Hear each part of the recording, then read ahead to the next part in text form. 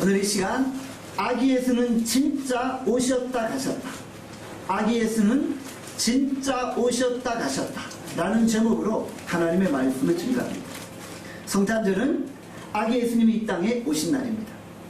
예수님의 탄생 이후에 세상 역사는 완전히 바뀌었다는 것이죠.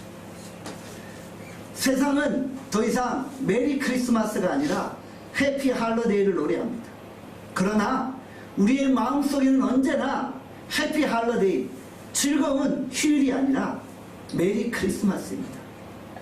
사탄은 수많은 현대인들의 마음속에 메리 크리스마스를 지워버리게 했어. 현대인들의 마음속에 더 이상 메리 크리스마스가 없어졌어요. 이제는 그냥 즐거운 휴일로 전락하고 말았다는 것이죠. 그러나 우리의 마음은 항상 아기 예수님의 탄생을 축하하며 축복하는 이 성탄의 기쁨을 경험할 수 있기를 바랍니다. 아기 예수님의 탄생에 우리에게 가져다준 그 평화와 안식을 우리가 마음껏 찬양하고 노래할 수 있기를 바랍니다. 인류의 역사는 BC와 AD로 나뉩니다. 제가 여러 번 설명을 드린 것 같아요. BC는 뭐예요? Before Christ. 예수님 전이 BC예요. 역사를 BC와 AD로 나누자. AD는 뭐예요? 라틴어예요. 아노 도미노. 아노 도미노. 바로 예수님 이후를 의미하는 거예요. 그러니까 AD와 BC는 예수님을 중심으로 예수님 전, 예수님 이후를 이야기하는 것이죠. 결국 인류의 역사의 중심이 어디라는 거예요? 바로 아기 예수님이라는 거예요. 인류의 역사는 아기 예수님의 탄생을 중심으로 변화되고 있다는 것이죠.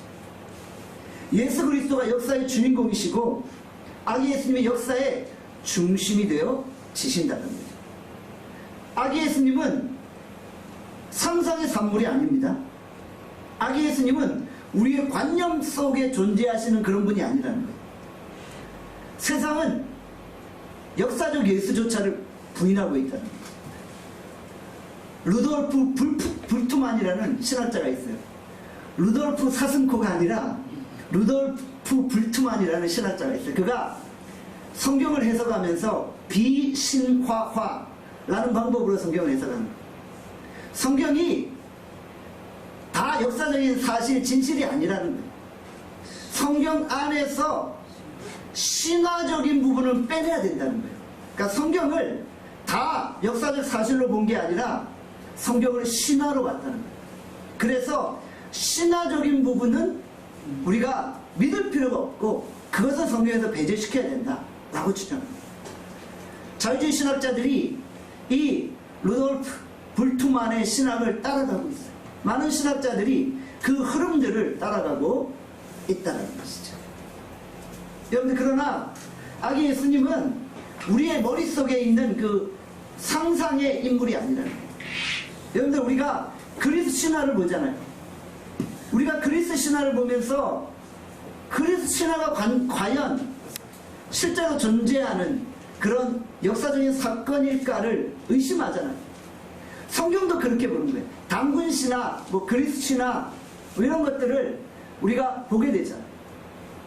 곰이 환생해서 사람이 됐다, 이런 내용들.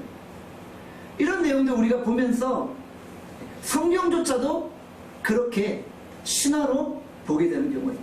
왜냐하면 성경은 우리가 믿을 수 없고 믿기 어려운 많은 사건들을 기록해 놓고 있는 거예요. 그러다 보니까 성경을 봐도 믿어지지가 않아요.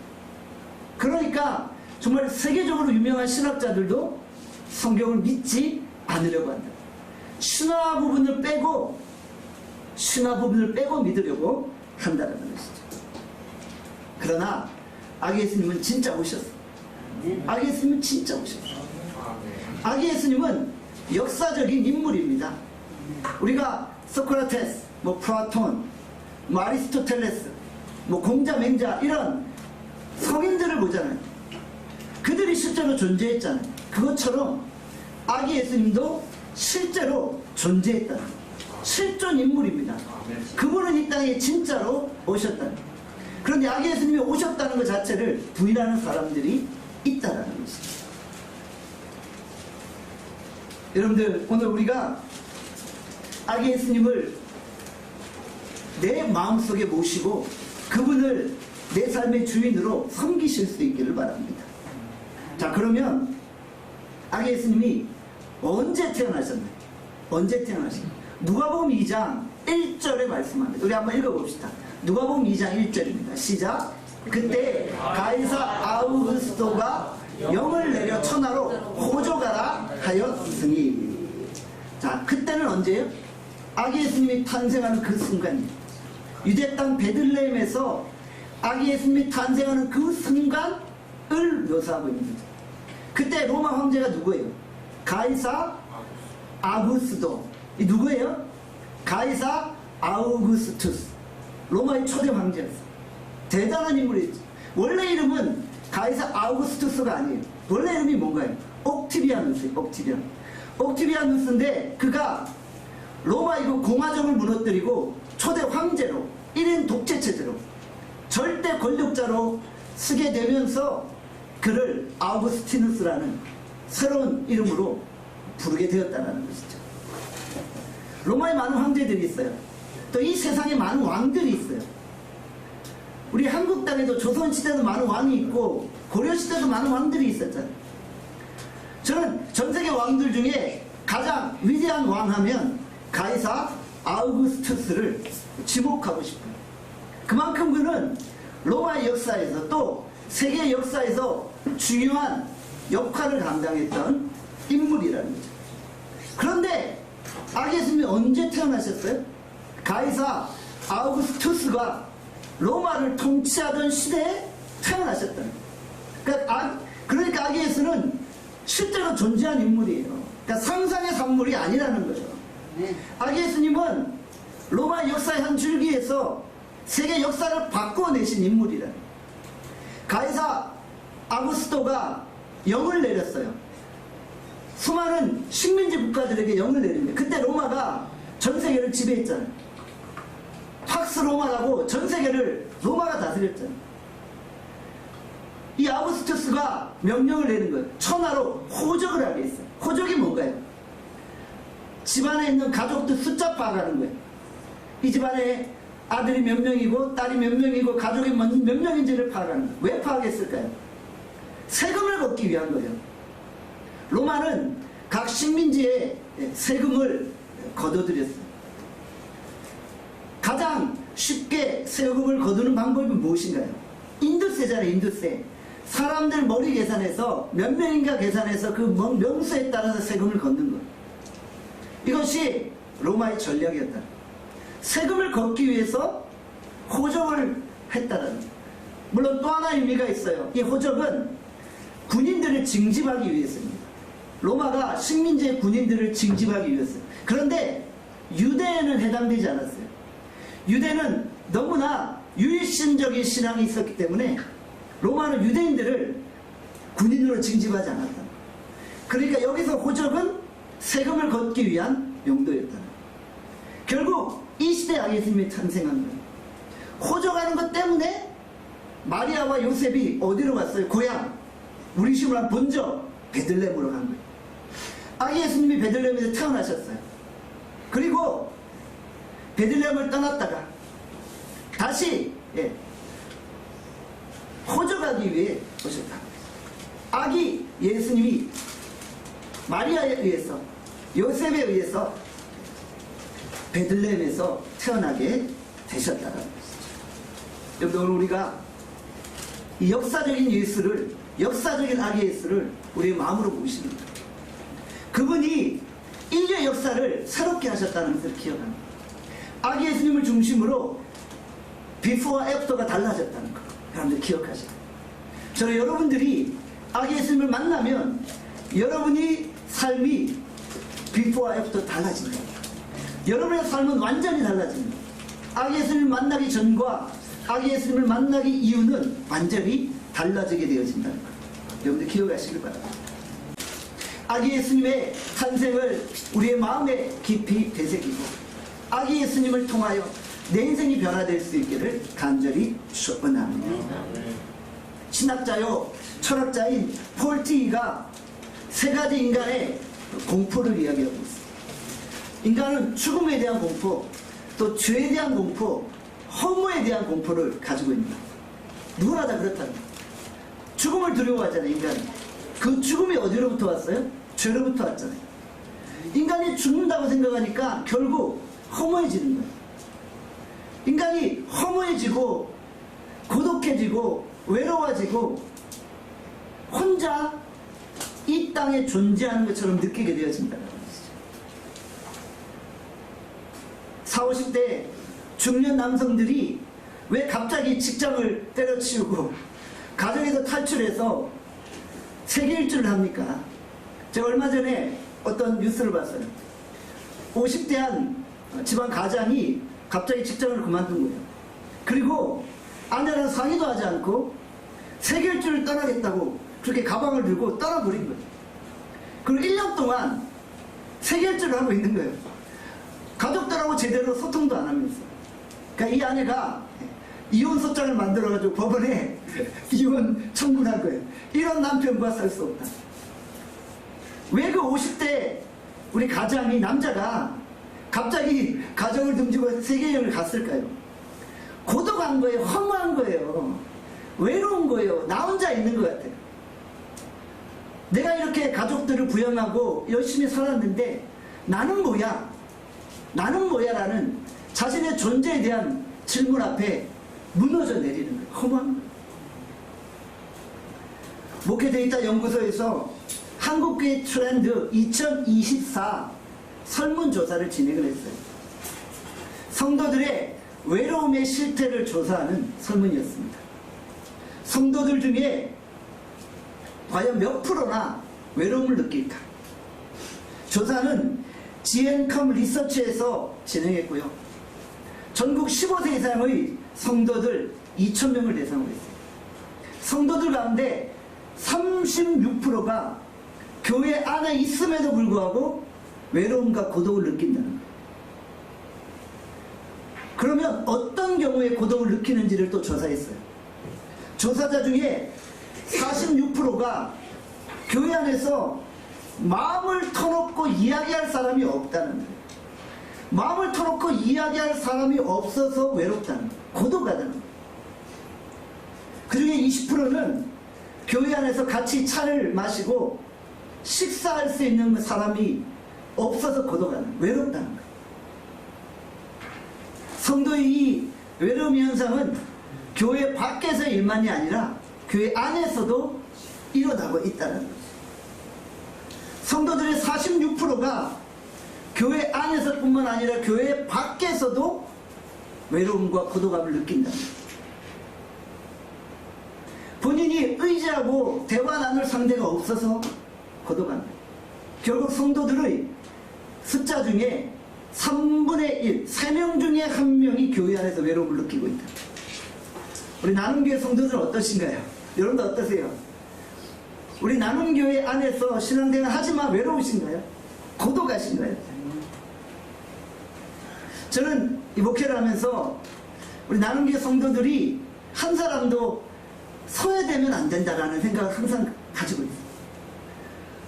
누가 와도 함께 공동체를 이루고 연합하고 또 누가 와도 함께 대화 나눌 수 있는 그런 따뜻한 공간이 되어져야 한다고 생각합니다. 성도들이 왔는데 이 교회에 오니까 대화 나눌 사람이 없어. 따뜻한 밥밖에 할 사람이 없어. 외로워 고독해. 이런 느낌을 받지 않도록 제가 열심히 뛰어다니고 돌아보고 있어요. 그렇지만 또한 우리에게는 한계가 있다는 거죠. 여러분들 사람의 마음을 우리가 어떻게 다 위로하겠어요? 아니 한 집에서 같이 사는 남편 아내도 나의 고독을 해결할 수 없는데 어떻게 교회가 그 고독의 문제를 해결하겠어요? 같이 한솥밥 먹고 살아가는 남편과 아내도 나의 고독을 몰라요. 남편이 내 고독을 알겠어요? 아내가 내 외로움을 알겠어요? 몰라요. 여러분들 그런데 누가 여러분의 외로움과 고독을 이해하고 알고 계십니까? 바로 아기 예수님이십니다. 네. 아기 예수님은 우리의 친구가 되어주셨어요. 아기 예수님은 우리의 친구가 되어주셔서 우리의 고독과 외로움을 해결해 주시는 거예요. 예수님은 공생기간 중에 어떤 별명을 가지고 계셨나요? 세리와 죄인들의 친구다라는 별명을 가지고, 세리와 죄인들의 친구가 되어주시고, 항상 예수님 주변에는 세상에서 손가락질 받는 사람들이 있다. 예수님은 세상의 권력자들, 세상의 권위자들, 세상에 힘있는 자들과 함께 거하지 않았어요. 예수님은 그 당시 가장 손가락질 받는 세리들과 함께 했어요. 왜 세리가 손가락질 받았나요? 유대인들의 세금을 걷었잖아요. 동족들의 피를 빨아먹는 그런 파렴치한 인간들이었죠. 그래서 세리에게 세금을 뺏기면서 뒤로 엄청 그들을 비난했다. 유대인들은 세리를 인간 취급 안 했어요. 저 인간이 아니야 이렇게. 그런데 예수님은 그들의 친구가 됐어요. 예수님 주변에는 항상 소외된 노숙자들이 있었고요, 손가락질 받는 과부들이 있었고요, 고아들이 있었고요, 연약한 자들이 있었다는 것이죠. 예수님이 처음 태어나실 때부터 가장 낮은 자의 모습으로 거하셨던 거예요. 베들레헴에서 태어나셨죠. 베들레헴 말구에서 태어나셨어요. 말이 밥 먹는 여물통에서 태어나실 거예요. 그러니까 누가 와도 예수님을 만날 수가 있는 거예요. 만약에 예수님이 화려한 헤롯 궁전에서 태어났다고 생각해보세요. 지나가던 목자가 헤롯 궁전을 들어가서 아기 예수님을 경비할 수 있겠어요? 헤롯 궁전의 수많은 군사들이 그들의 앞길을 가로막겠죠. 어느 누가 예수님을 경비할 수 있을까요? 동방박사들이 멀리 동방에서 아기 예수님 만나러 왔어요. 별을 따라왔어요. 그가 화려한 궁전에서 태어나신 예수님을 만날 수 있었을까요? 만날 수 없었다. 그래서 아기 예수님은 말구유, 가장 비천한 모습으로 태어나신 거예요. 어느 누구도 예수님께 오게 할 수 있도록, 어느 누구도 예수님을 만날 수 있도록 가장 낮은 자의 모습으로 오셨다는 거예요. 스가랴 9장 9절에 이렇게 말씀합니다. 우리 스가랴 9장 9절 말씀 한번 읽겠습니다. 시작. 시온에 따라 크게 기뻐할지어다, 예루살렘에 따라 즐거이 부를지어다. 보라, 내 왕이 내게 임하시나니 그는 공의로우시며 구원을 베푸시며 겸손하셔서 나귀를 타시나니 나귀의 작은 것 곧 나귀 새끼니라. 아멘. 이것은 아기 예수님의 탄생 이후의 그 사역을 묘사하는 말씀인 거죠. 예수님이 이 땅에서 무엇을 타셨어요? 나귀 새끼를 타셨어요. 겸손하셔서 나귀 새끼를 타셨어요. 예수님은 유대인의 왕 정도가 아니라 온 인류의 왕이셨어요. 그분은 모든 사람들의 찬성을 받게 합당한 왕이셨어요. 그런데 그가 겸손하여서 나귀 새끼를 타셨다고. 로마 병사들이 타는 멋진 군마를 탄 게 아니에요. 주변에는 군사들의 호의를 받고 예루살렘으로 입성하신 게 아니에요. 그는 나귀를 타셨어요. 그냥 나귀도 아니고 이제 갓 태어난 얼마 되지 않은 나귀 새끼를 타고 예루살렘으로 입성하죠. 겸손한 거예요. 그렇게 수많은 사람들이 아기 예수님께 나아갈 수 있었다는 것이죠. 나귀 새끼를 탄 예수님의 모습 속에 무슨 위험이 있었겠어요? 무슨 권위가 있었겠어요? 그분을 보면서 이분을 누가 온 인류의 왕이라고 생각했겠어요? 그것은 위엄과 권위가 있는 왕의 모습이 아니었다는 거예요. 어찌 보면 우스꽝스러운 장면일 수 있었어요. 결코 위풍당당한 모습은 아니었다는 것이죠. 그냥 평민들이 거동하는 그런 모습이었다는 거예요. 메시아는 결코 권위 있는 자의 모습으로 오지 않았어요. 힘과 권세를 가지고 세상을 호령하시면서 오시지 않았다는 것이죠. 가장 친근한 모습, 낮아지는 모습으로 우리 가운데 오셨다는 것이죠. 여러분, 오늘 우리가 아기 예수님의 탄생을 기억하면서 우리 주변에 소외된 이웃들을 돌아볼 수 있어요. 교회를 다니지 않은 어떤 사람이 교회를 향해 이런 말을 합니다. 교회가 너무 문턱이 높다. 교회가 너무 턱이 높아서 자꾸 나 같은 사람이 교회를 들어가다 걸려 넘어진다는 거예요. 우리 나눔교회는 그렇지 않아요. 나눔교회는 턱이 없어요. 나눔교회는 턱이 없는데 다른 교회들이 그러하잖아요. 힘 있고 돈 있고 권력 있고 능력 있는 사람은 그냥 그 사람이 오기만 해도 주변에 막 사람들이 몰려든다는 거죠. 아무 능력도 없고 보잘것없고 연약하고 그냥 평범해 보이는 사람들이 오면은 저기 앉으세요 무시한다는 거예요. 그리고 누추한 모습을 한 사람들이 오면은 교회에 들어오지 못하도록 막는다는 거예요.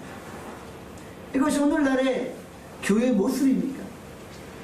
교회가 너무 문턱을 높이고 있는 거예요. 사람들이 다 걸려 넘어져요. 그러나 아기 예수님의 모습은 그런 모습이 아니었다는 것이죠. 우리가 아기 예수님의 모습을 생각합니다. 우리가 가장 낮은 자조차도 품에 안을 수 있기를 바랍니다. 우리 나눔교회 안에 외롭다고 느끼는 사람이 없을 정도로 우리가 그 끈끈한 전우애를 가지는 신앙애를 가지는 거예요. 우리가 다 그리스도 안에 영적인 한 가족이잖아요. 서로를 축복하며 기도하잖아요. 제가 우리 성도들 한 사람 한 사람 마음에 품고 기도하잖아요. 주중에 혹시 무슨 일이 있지 않을까? 혹시 아프고 혹시 어려움 당하지 않을까? 염려하며 걱정하잖아요. 형들, 우리가 적어도 우리 성도들에게 그리스도의 사랑으로 다가가서 아까 제가 앞에 말씀드린 그 통계처럼 외로움을 느끼는 사람들이 없도록 우리 다가갑시다. 우리 나눔교회 성도들의 3분의 1이 외롭다고 느낀다면 더 이상 그런 외로움이 없도록 우리가 정말 뜨겁게 서로 축복하고 사랑합시다. 우리가 생일이 되면 생일 축하 노래를 부르잖아요. 어떨 때는 장난 삼아서 왜 태어났니? 왜 태어났니? 이런 노래를 부르잖아요. 생일 축하의 그 멜로디는 그대로 하고 가사만 바꿔서 왜 태어났니? 전혀 악의가 없는 그런 장난스러운 노래인 거죠. 우리가 오늘 탄생하신 아기 예수님께 물어보는 거예요. 예수님 왜 태어나셨어요? 왜 태어났니? 이러면 너무 웃기고 왜 태어나셨어요? 여러분들 예수님 왜 태어나셨나요? 마태복음 1장 21절에 분명히 말씀하고 있다. 함께 읽겠습니다. 시작. 아들을 낳으니 이름을 예수라. 이는 그가 자기 백성을 그들의 죄에서 구원할 자이심이라 하니라. 예수님은 왜 이 땅에 오셨어요? 자기 백성을 죄에서 구원하시기 위해서. 예수라는 이름이 뭐예요? 구원자라는 이름이에요. 예수라는 이름이 구약에는 여호수아, 예수와 다 구원자라는 이름이에요.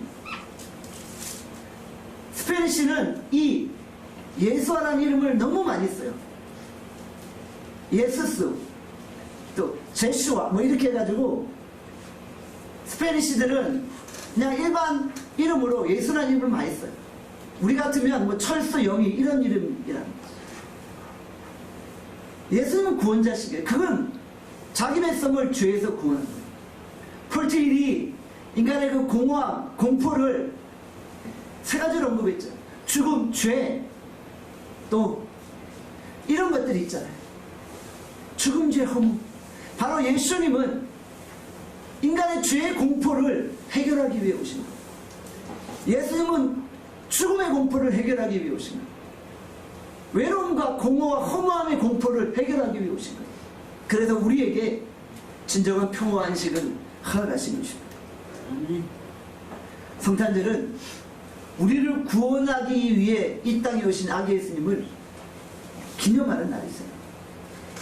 예수님이 우리를 죄에서 구원하셨어요. 죽음의 권세에서 구원하셨어요. 외로움과 공포의 권세에서 구원하셨다. 이제 우리가 어떻게 아기 예수님을 맞이해야 합니까? 우리를 구원하기 위해 이 땅에 오신 아기 예수님을 우리가 기뻐하며 찬양하는 것입니다.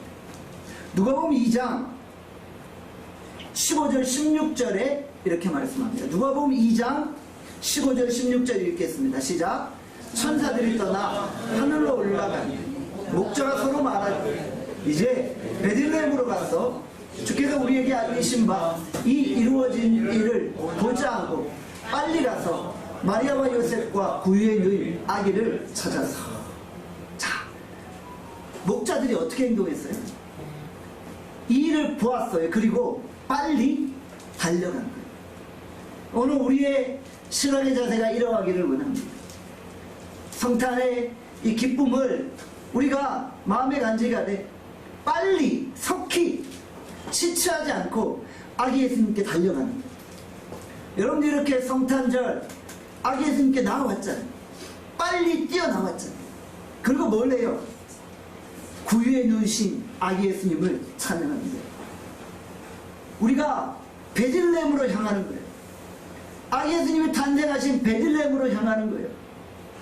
베들레헴으로 가서 그 이루어진 일을 보고 그분께 경배하는 것입니다.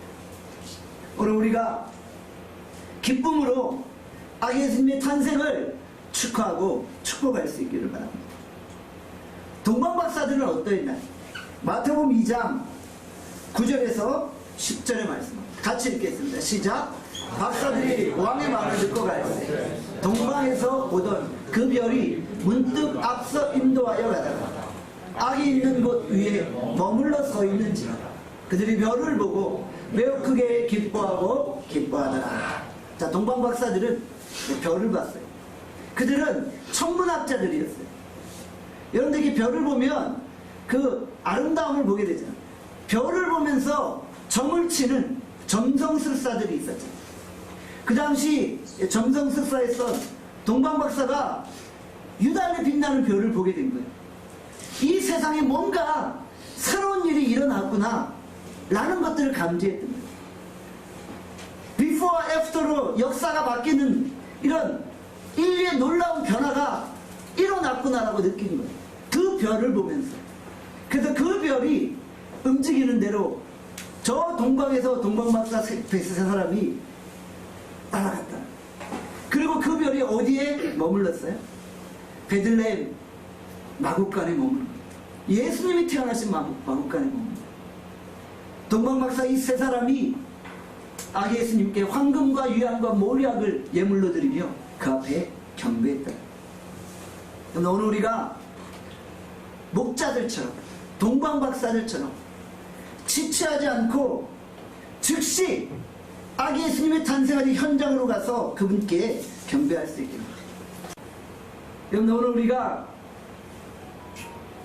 어떤 소식을 듣고 있습니까? 아무리 좋은 소식이 우리에게 들려도 내가 믿지 않으면 그것은 내 삶에 아무런 영향력을 미칠 수 없는 것. 아기 예수님이 탄생하셨다는 이 기쁜 소식 우리가 이제 믿고 받아들여야 됩니다. 일본이 패망했음에도 그 소식을 믿지 않고 거부했던 사람은 27년이라는 그 인생을 허비했다. 오늘 우리가 이 성탄절 아기 예수님의 탄생을 기억하면서 아기 예수님의 탄생 소식을 믿고 이제 그분 앞에 나갑니다. 그러면 어둠은 사라지고 내 인생에 새로운 빛이 임합니다. 예수님은 이 땅에 빛으로 오신 거예요. 어둠을 밝히시기 위해서 빛으로 오신 거예요. 우리가 빛으로 오신 아기 예수님을 마음에 영접하고 마음에 모시고 오늘 하루를 살아갈 수 있기를 간절히 축원합니다. 기도하겠습니다. 오늘 이 예배를 통해 우리가 아기 예수님을 내 마음속에 다시 한번 영접합니다. 아기 예수님은 인간이 만들어 놓은 신화적인 존재도 아니고 어느 신학자가 말하는 것 같은 상상의 산물도 아닙니다. 그분은 역사적으로 실제 존재했던 인물이고 이 온 인류의 역사는 예수 그리스도를 중심으로 움직여지고 있습니다. 오늘 우리가 아기 예수님의 탄생을 축하하는 이 날 아기 예수님께 진정 경배함으로 나갑니다. 빨리 아기 예수님께 나갔던 목자들처럼 별을 보고 아기 예수님을 찾아갔던 동방박사들처럼 우리가 아기 예수님께 나와 엎드려 경배하게 하여 주시오. 오늘 하나님, 우리가 아기 예수님의 그 삶을 본받아 가장 낮은 자의 자리에 거하기를 원합니다. 우리 나눔교회 소외된 이웃들이 없기를 원합니다. 우리 나눔교회에 외롭고 고독한 성도들이 없기를 원합니다. 우리가 서로를 돌아보고 우리가 서로에게 관심과 사랑을 베푸는 것입니다. 누구든지 우리 나눔교회로 와서 함께 하나 되고 연합하고 공동체를 이루기를 원합니다. 우리 나눔교회에는 턱이 없습니다. 어느 누구도 들어와서 함께 이 자리에 앉아 예배하고 찬양할 수 있습니다. 주님, 이 땅의 수많은 소외된 이웃들에게, 고통당하는 이웃들에게 아기 예수님이 가져다 줄 그 평화가 머물게 하여 주시오.